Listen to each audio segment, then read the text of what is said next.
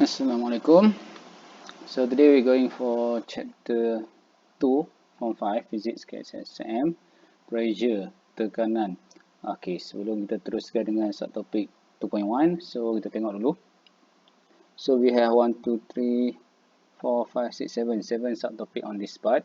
So sebelum kita pergi lebih lanjut, tajuk tekanan ni, okay, pressure ni antara tajuk paling popular lah dekat SPM. SPM ke peperiksaan akhir tahun ke awal tahun, pertengahan tahun memang confirm akan masuk. So apa kita akan belajar 2.1 pressure in liquid. Okay, kita dah belajar pressure masa form 4. So kat sini kita nak sambung pressure in liquid. Sambung sikit atmospheric pressure. Then we have gas pressure, mana kita nak guna beberapa alat lah. Okay. Dan lepas tu yang ni yang tiga popular ni. So Pascal, Archimedes and Bernoulli. Okay, salah satu daripada ni confirm akan naik lah dalam exam ke dalam SPM lah. So kita ada few formula yang kita kena apply konsep basic. Okay, so for today, our first lesson we're going to discuss pressure in liquid. Okay, so apa yang kita nak discuss? Mula-mula kita kena terbitkan persamaan ni. Okay, tak payah hafal, senangnya nak terbitkan persamaan ni. Then what are the factors? So kita ada 2-3 factors yang mempengaruhi pressure in liquid. Then we have simple calculation. Okay, so this one takes around 10 minutes. I think tak susah lah. Okay, cuma factors ni we supposed to conduct the experiment. So hopefully when you manage to go back to the school, kita boleh buat few experiments. Okay, so senang sikit nak ingat. So for this part, I don't think we have much problem. Okay, now we can start. Okay.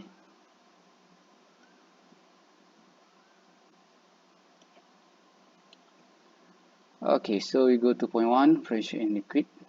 Okay, pressure in liquid. So first thing, okay, you boleh baca your textbooks. So pressure, okay, ini dia contoh dam, empangan lah. Okay, water release from the dam. Okay, why sometimes we need to release the water? Okay, because the pressure of the water is very terrible. You can do a lot of things on that part. Okay, so kita nak terbitkan satu formula yang menyebabkan formula untuk tekanan bendali. Okay, so saya pergi balik, revise yang apa kita belajar kat form 4 dulu. Okay, kalau awak ingat balik benda ni, ini equation untuk pressure on land, P equal to FA. So tekanan biasa lah. Okay, so ini force. Contohnya awak letak satu buku tu 2 kg tak atas kepala. So berapa luas kepala awak, berapa weight buku tu duduk atas kepala awak. Situ awak rasa pressure, tekanan kat atas kepala kita lah. Okay, yang ini pressure biasa kat darat. Okay, kenapa kita tak boleh guna equation ni untuk pressure in liquid? Okay, pressure in liquid kita tak boleh guna equation ni. Okay, kenapa tak boleh guna equation ni? So nanti jadi persoalan. Okay, siapa boleh jawab kenapa tak boleh guna? Sebab okay, dalam liquid kita tak ada ni, kita tak ada area yang tetap. Ni contohnya tadi kita kata awak tak satu buku atas kepala awak. Kan? So kepala kita punya luas ni dah tetap area. So bila kita bagi force, so pressure ni kita dapat tetap lah. Tapi liquid awak letak, okay, awak tengok kalau kita immerse ni, tenggelamkan dia dalam liquid, so air dia akan bersepah-sepah. So dia tak ada area yang tetap. Okay, so kita tak boleh pakai equation ni lah. So bila tak boleh pakai equation ni, apa kita kena buat? So we come up with a new equation. So kita tahu bila melibatkan liquid, okay, cair, dia ada isi padu. Dia tak ada luas yang tetap tapi dia ada isi padu. Okay, so from this equation, P equal to, jadi kita padam dulu.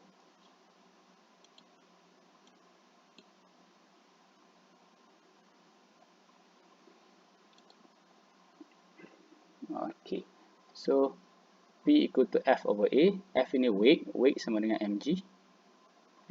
So A letak A. So macam saya cakap tadi, kita tak ada luas yang tetap. So kita relate dengan volume, isi padu. So volume is area darab tinggi. So A equal to V over H. So sekarang benda ni ganti balik dalam ni. So kita dapat ni. Okay, so mg over V over H. So H boleh naik atas. So dalam liquid juga kita boleh sukat dia punya volume, kita boleh sukat dia punya ketepatan density. So ketepatan, the equation is rho equal to m over V. So you rearrange this equation.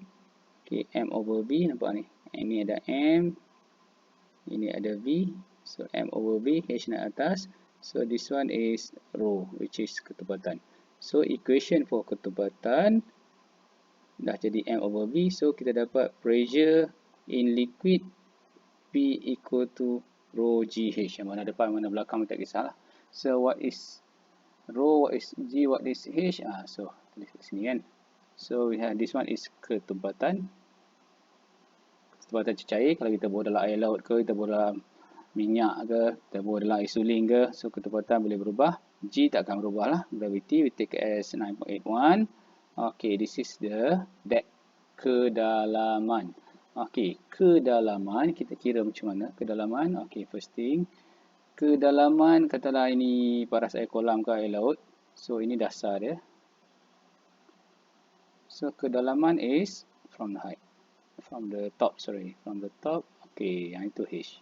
So, sebab kita nak ukur dalam satu tasik, takkan kita pergi terjun dulu sampai dalam, baru kita naik. Kalau kita ukur tinggi kita lain daripada kaki ke kepala. Tapi kedalaman daripada permukaan tu, pergi ke bawah lah. So, kalau kat sini, kedalaman dia kat sini lah. Okay, from here, we can determine the factors. Okay, apa faktor-faktor yang mempengaruhi kedalaman. Okay, nanti kita akan bincang sekejap lagi. Tengok kat sini pun tahu kan. So, tekanan is directly proportional. Semakin tumpat, semakin tinggi tekanan, semakin dalam, semakin tinggi tekanan. G tak berubah lah.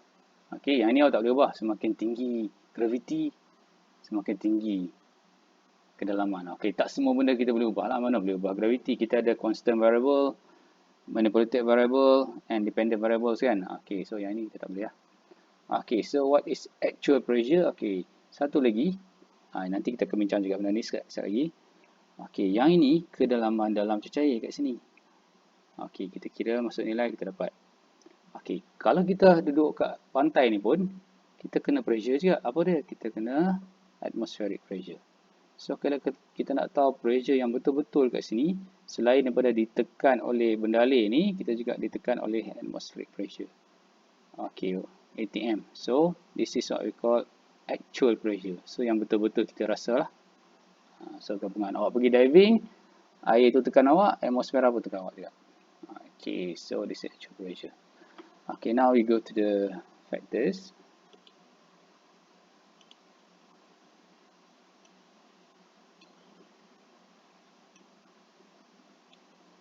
Okay, you can see from here. Okay, yang ni kita dah bincang. Okay, this is the experiment. Pressure in liquid depends on depth of the liquid. Okay, so kita nak check kedalaman dia. Betul tak berkadar terus ke berkadar songsang. So, hypothesis kata the greater the depth of the liquid, the higher the pressure. So, lagi dalam, lagi tinggi tekanan. So, kita nak buktikan betul ke tak. So, kalau kita boleh buat eksperimen ni, best lah. So, apa yang kita nak manipulate? Kedalaman lah. So, kita masukkan benda ni. Lagi dalam, kita tengok pressure dia. Nanti kita buat pengiraan.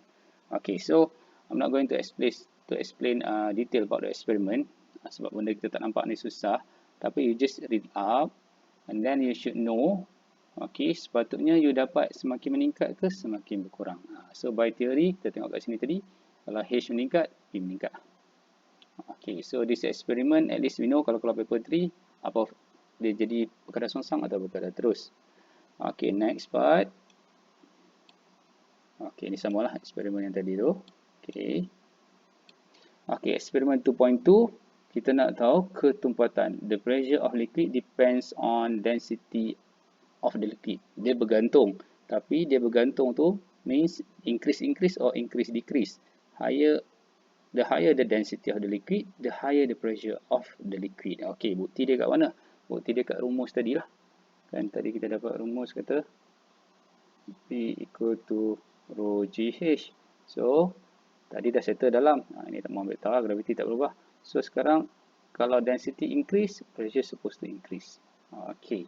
So, macam mana nak buat eksperimen dia? Kita kena tambah ketumpatan cecair. Kita tambah ketumpatan, kita kira dia punya pressure.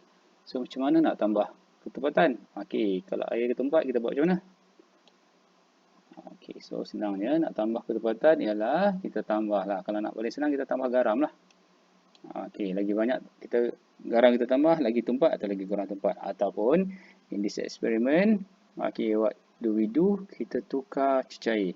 So let's say we use alcohol, we use water, we use glycerin. So kita tengok density dia berubah. Alkohol lagi ringan, lagi kurang tumpat from air. So pressure dia sepatutnya dapat lagi kurang, tambah, bertambah lagi. Okay, so you can manipulate the data. Okay, so make sure you get the idea. So eksperimen ni kita buat untuk tadi lagi sekali P equal to rho GH untuk manipulate yang ini dan manipulate yang ini, tengok yang ni. Gravity kita tak boleh manipulate lah. Tidak, kita kena buat kat bulan ke, kat Mare ke, ISS ke. Terabuk ayat-ayat semua kat situ kan. So tak payah kata. Okay, so that's about the factors. Okay, now tak susah mana dah. Okay, we go to the last part. Oh, tak ada dah last part. Okay, this is the last part. Okay, kita nak buktikan kenapa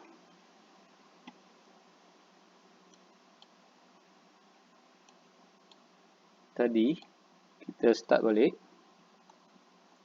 P equal to F over A. Kenapa A ni tak mempengaruhi tekanan bendalih? Kita dah derive, kita dah buktikan. So kita dah masuk mg over A. So kita dah ganti-ganti, kita dapat balik P equal to rho GH. So kat sini dah tak ada A. A dah tak ada. So tengok kat sini, let's say you tuang air masuk dalam ni. So you akan dapat paras air tetap sama. Okey, walaupun ini kurus, ini gemuk, ini bulat sikit, ini lentik, ini sedang-sedang saja, tapi paras air naik akan sama aja semua. H kat sini. Okey, atau kita ukur di sini kan. So senang macam ni. So semua sama. Sebab apa? Sebab A tak memberi sebarang kesan kepada pressure. So luas dia masuk, dia akan penuhi semua ni juga. Okey, pressure ni untuk ketinggian dia lah. Untuk H dia lah. So dia akan level. So eksperimen ni kalau kita buat, kita akan nampak lah. Okay, so contoh botol kat sini pula. Figure shows water squirting of the 3 holes. At the same level of the plastic bottle has the same horizontal. Okay, so dia terpancuk keluar ni. Kalau lubang ni semua paras sama. So pressure yang keluar ni sama. So kalau kita kira jarak dari tengah ni kan.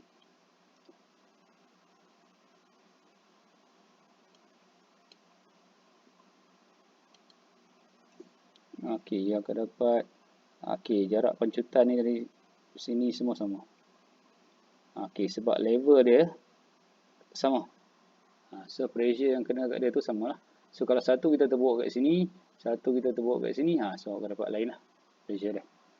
Okey, akan dapat lagi berkurang lah pressure dia kan, sebab H dia lagi kecil. Okey, so kita dah conclude lah. Tak payah susah kan, senang je chapter ni. So 2.1 is very simple, just introduction.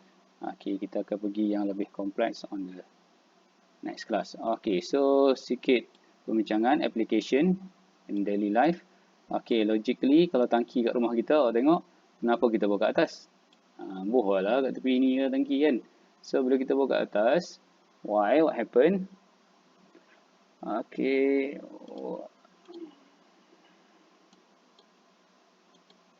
Okay, so you can see tank at the top of the house. So sebab dia tinggi, pressure dia kurang. So kita punya toilet kat bawah ni, so air dia mengalir terus, dia turun. So kita tak perlu nak pump lah. Siapa yang rumah ada tak tangki kat bawah, so dia kena ada generator, kena ada pump untuk nak pumpkan air dia. Okay, kalau rumah dia 2 tingkat, so bila dia buka yang tu bunyi kuat kan, sebab dia nak spin, nak pump, pergi naik rumah 2 tingkat. So that's why kita letak kat atas lah, senang. Okay, sama juga drip bag ni, tengok ni position of intravenous liquid. Okay, yang ini kalau kita sikit dia berbuah ayat penawar, ayat jampi apa kan. So kenapa letak kat atas? Taklah kat sebelah dia, senang lah sikit kan. So tak boleh lah, letak kat atas. So ada pressure tinggi, so dia akan turun. Okay, this one next is construction of a dam. Okay, dam ni empangan. So empangan ni dia tahan air. So bila lagi banyak air ni, bila dia masuk, pressure dia lagi kuat. So, pressure dia lagi kuat, dia akan turn turbine ni. Ni kita akan belajar chapter elektrik nanti. So, bila dia turn turbine ni, dia akan potong the flux magnet and menghasilkan elektrik lah. Ini elektrik sampai sambung ke rumah kita. So, what happen? when musim kemarau. So air ni kurang, so pressure dia kurang, so generator elektrik pun kurang bekerja.